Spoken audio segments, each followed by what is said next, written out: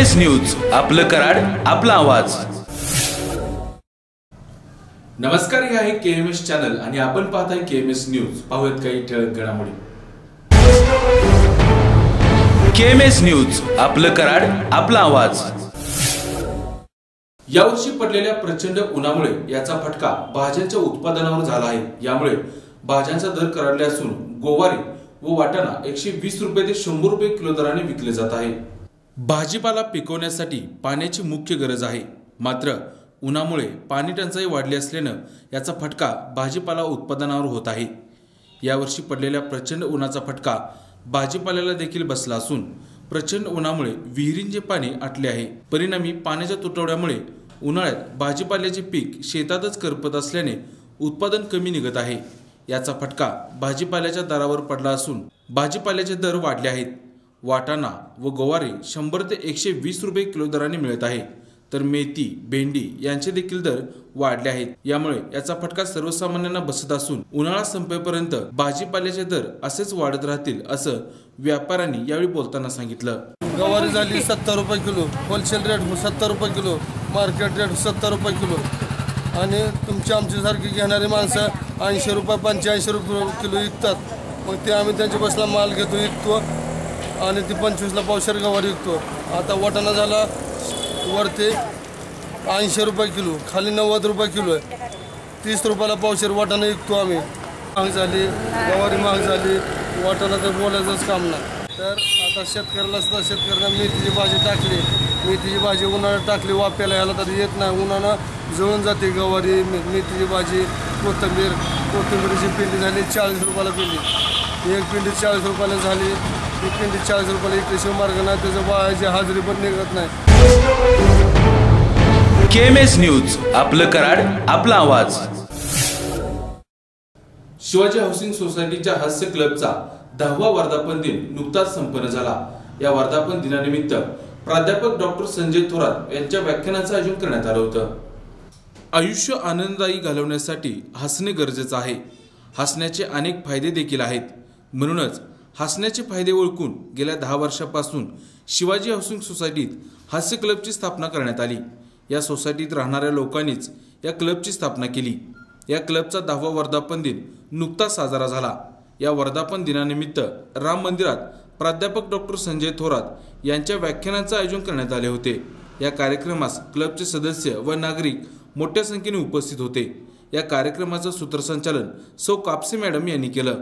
या हास्य परिवारातर्फे फक्त आम्ही हास्य परिवारच चालवतो असं नाही, तर 15 ऑगस्ट 26 जानेवारी या निमित्ताने आम्ही गरीब विद्यार्थ्यांना गणवेश वाटप, दप्तर किंवा त्यांचं जे काय असेल साहित्य ते आम्ही देतो। त्याचप्रमाणे स्वच्छता अभियानामध्ये पण आम्ही भाग घेतो। नदी असेल किंवा नदीच्या आसपासची मंदिरं असतील याच्या स्वच्छतामध्ये आपला हास्य परिवार हिरिरीने भाग घेतो। तू कुठलं चित्र काढले तर म्हणला मी भाकरी खाणारा कुत्रा हे चित्र काढलेलं आहे। गुरुजी म्हणले भाकरी कुठं आहे, म्हणलं कुत्र्याने खाल्ली। गुरुजी म्हणले कुत्र कुठं आहे, म्हणला भाकरी खाल्ल्यावर ते कशाला चालतंय म्हणजे। शिक्षकांच्या मध्ये आणि विद्यार्थ्यांच्या मध्ये ही इंटरॅक्शन चालू असते। असे जे शिक्षकांना वर्गात गेले आणि वर्गात गेल्यावर त्यांनी पोराला म्हणले की या वर्गात सगळ्यात मूल कोण आहे, त्याला उठून उभा राहा। आता असं जाहीरपणे म्हटल्यावर कोण उठून उभा राहा। पाठीमागे एक पोरग जरा झोपेत होतं, कुणाचा धक्का लागल्यावर ते उठून उभा राहिलं। गुरुजी म्हणले बर म्हणजे ह्या वर्गात सगळ्यात मूर्ख मुलगा तू आहेस तर, म्हणला गुरुजी तुमचा गैरसमज होतोय, मगापासून बघतोय वर्गात तुम्ही एकटेच उभा राहिलाय, हे दिसायला बरोबर दिसत नाही, त्यामुळे तुम्हाला कंपनी द्यायला म्हणून मिळतो उभा राहिला। पण पुन्हा काही गुरुजींना इतिहास शिकवण्याला फारच ते होतं। म्हणजे पु ल देशपांडे असं म्हणायचे की अब्दुल खेळाचा वध शिकवताना आम्हाला जे शिकवायला गुरुजी होते ते एखाद्या थोरात पोराच्या अंगामध्ये तसला शर्ट घालायचे आणि कोथळा म्हणून त्याचा शर्ट घालायचे, म्हणजे अब्दुल खेळाचा कोथळा काढला म्हणून। तेव्हा पोरांच्या समोर ज्युनियर कॉलेजच्या बोलताना 11-12च्या मुलांच्या समोर मी उठलो, अरे पोरांना काय करतात, शिवाजी महाराज तुमच्या वयाचे असताना त्यांनी तोरणा किल्ला जिंकला होता। एक वर्गा उठला म्हटलं सर शिवाजी महाराज तुमच्या वयाचे असताना त्यांचा राज्याभिषेक झाला, त्यामुळे तुम्ही काय करताय ते अगोदर आम्हाला सांगा। पोरं एवढी बिस्किट असतात सांगतो मला. KMS न्यूज, आपलं कराड, आपला आवाज. वीटभट्टी मजुरांच्या मुलांसाठी तसेच ऊसतोड कामगारांच्या मुलांसाठी काम करणाऱ्या अवनी संघटनेच्या वतीनं बाल आनंद मेळाव्याच्या कार्यक्रमाचं आयोजन करण्यात आलं होतं. यावेळी या मुलांच्या विविध गुणदर्शन कार्यक्रमाचं देखील आयोजन करण्यात आलं होतं. वीटभट्टीवरील कामगार तसेच ऊसतोड कामगार यांच्या मुलांसाठी शाळा चालवण्याचे काम करणाऱ्या अवनी संघटनेच्या वतीनं कराडमधील करपे हॉल इथं बाल आनंद मेळाव्याचं आयोजन करण्यात आलं होतं. या कार्यक्रमाचे उद्घाटन सौ तामणकर मॅडम यांच्या हस्ते करण्यात आलं. यावेळी वारुंजे गावचे सरपंच प्रमोद पाटील यांच्यासह मान्यवरांची प्रमुख उपस्थिती होती. अवनीच्या वतीनं यावेळी मुलांनी केलेल्या अनेक वस्तूंचे तसेच हस्तकलेचे देखील प्रदर्शन या ठिकाणी मांडले होते. गोरगरीब विद्यार्थ्यांना देखील समाजाच्या मुख्य प्रवाहात आणण्याचे काम अवनी संघटनेकडून करण्यात येत आहे.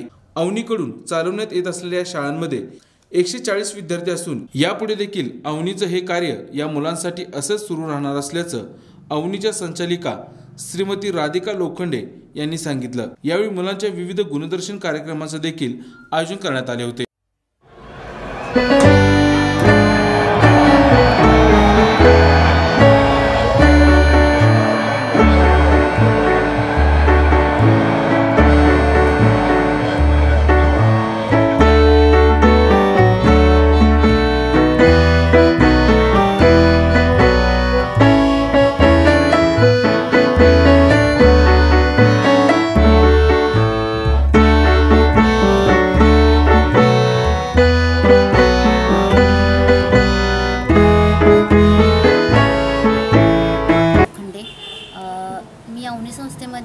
कराड विभाग प्रमुख म्हणून काम करते. अवनी संस्था ही कोल्हापूरची संस्था आहे आणि अवनी संस्था गेली दोन वर्षापासून कराड विभागामध्ये काम करत आहे. वीटभट्टीच्या विद्यार्थ्यांच्यासाठी स्थलांतरित मुलांच्यासाठी काम करणारी ही संस्था आहे. वीटभट्टी आणि साखर शाळा हे 2 उपक्रम अवनीमध्ये राबवले जातात. महत्त्वाचं म्हणजे आजचा कार्यक्रमाचा आमचा उद्देश असा आहे की लहान मुलांचा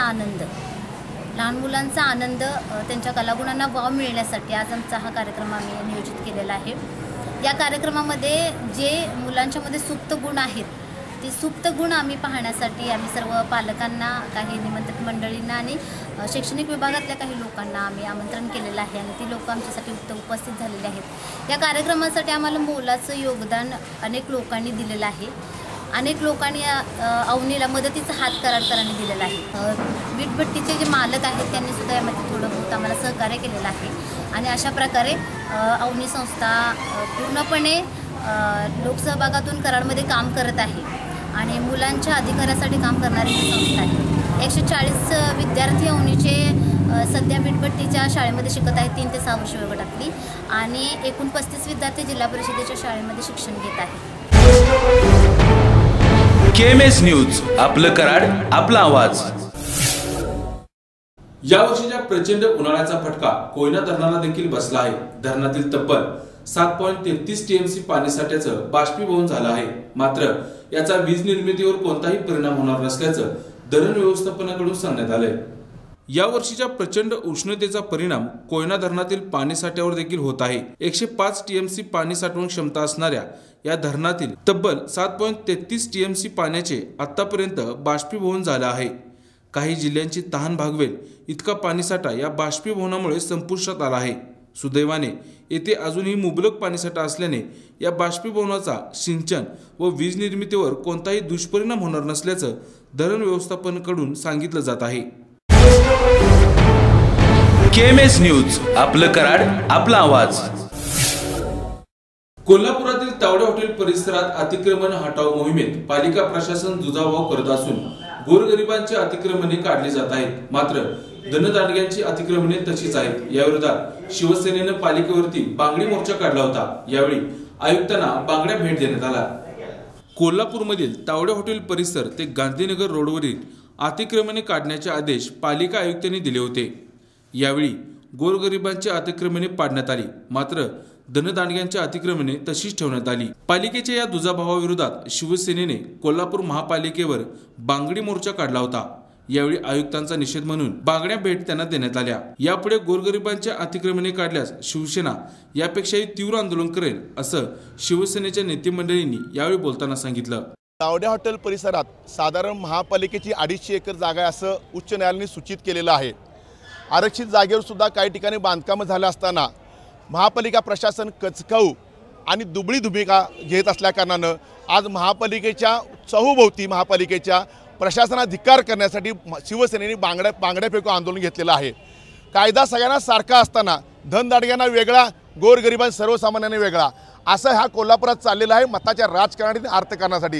हे शिवसेना कदापि खपून घेणार नाही आणि म्हणून कुठल्याही परिस्थितीमध्ये महापालिका हद्दीत आम्ही सांगितलेलं आहे अतिक्रम विभाग जो आहे, बांधकाम विभाग जो आहे, गोरगरिबांची बांधकामं जर तुम्ही पाळायला आलात तर आम्ही कुठल्याही त्यांना पिटाळून लावू, भविष्यात गरज वाटे त्यांची वाहनं पेटू।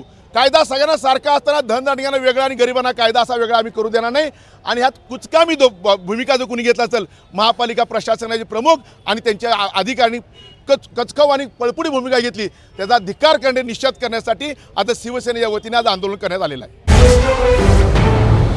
केएमएस न्यूज, आपलं कराड, आपला आवाज। आणि आता पाहूया सोने आणि चांदी यांचा बाजारपेठेतील भाव। सोने प्रति 10 ग्रॅम 31,650 रुपये तर चांदी प्रति 1 किलो 41,300 रुपये। आणि याचबरोबर आज इथंच थांबूया। वैविध्यपूर्ण घडामोडींसाठी पाहत राहा केएमएस न्यूज, आपलं कराड, आपला आवाज। नमस्कार।